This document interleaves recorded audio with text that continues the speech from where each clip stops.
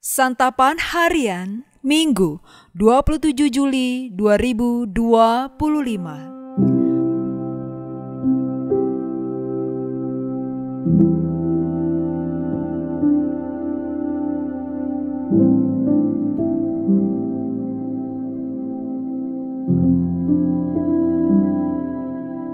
Inilah program Santapan Harian, sebuah program yang mengajak Anda menelusuri isi Alkitab, agar Anda menemukan makna firman Tuhan sesuai dengan konteksnya.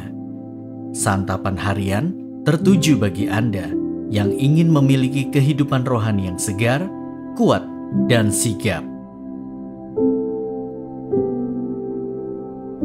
Hari ini kita akan membaca Lukas pasalnya yang ke-8, ayat 22 hingga ayatnya yang ke-25.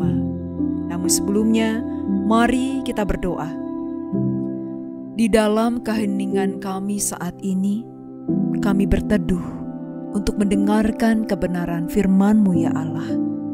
Di dalam Putra-Mu, Yesus Kristus, kami berdoa. Amin. Lukas 8 ayat 22-25.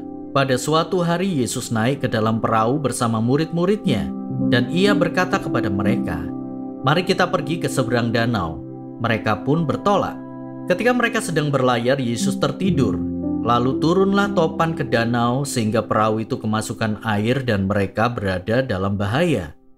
Murid-muridnya datang membangunkan dia, katanya, "Guru, guru, kita binasa." Ia pun bangun, lalu menghardik angin dan air yang mengamuk itu. Angin dan air itu pun reda dan danau itu menjadi teduh.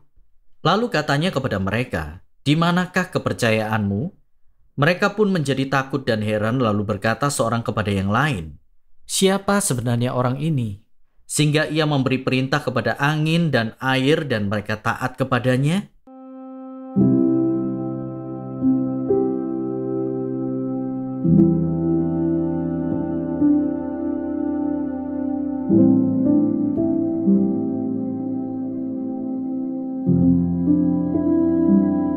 Sahabat Santapan Harian, salah satu akar masalah yang dapat membuat relasi apapun menjadi rentan adalah tidak adanya kepercayaan.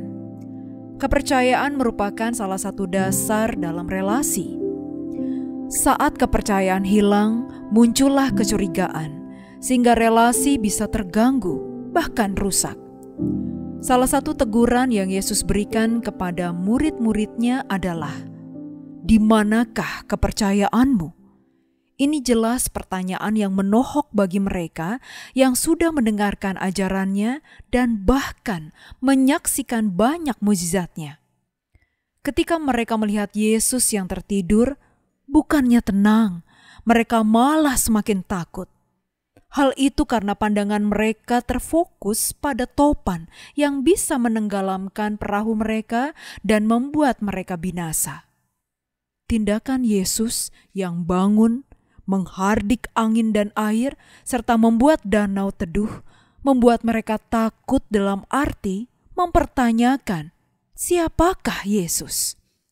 Ia menegur murid-muridnya yang tetap berfokus pada situasi yang dihadapi, daripada menyadari kehadirannya di dekat mereka. Keberadaan Yesus seakan-akan tidak cukup untuk membuat mereka yakin bahwa mereka akan sampai di tujuan apapun situasinya. Hal ini juga seringkali terjadi pada diri kita. Kita begitu cemas karena kita lebih berfokus pada apa yang kita alami, meski kita sadar bahwa ada Yesus dalam hidup kita. Nyatanya, kita lebih takut terhadap dampak buruk dari peristiwa yang kita alami. Kita tahu apa kata firman Tuhan, tetapi kita tidak bisa merasakan ketenangan darinya dan bahkan mulai meragukan keterlibatan Allah dalam hidup kita. Kita tidak pernah bisa mencegah badai hidup datang menghampiri. Tetapi kehadiran Allah dalam hidup kita seharusnya cukup untuk meyakinkan kita bahwa Allah akan memimpin dan melindungi kita sampai kita tiba di tujuan yang Ia tetapkan bagi kita. Allah tidak pernah meninggalkan kita, dan Ia selalu berkuasa dalam situasi apapun. Itu fakta.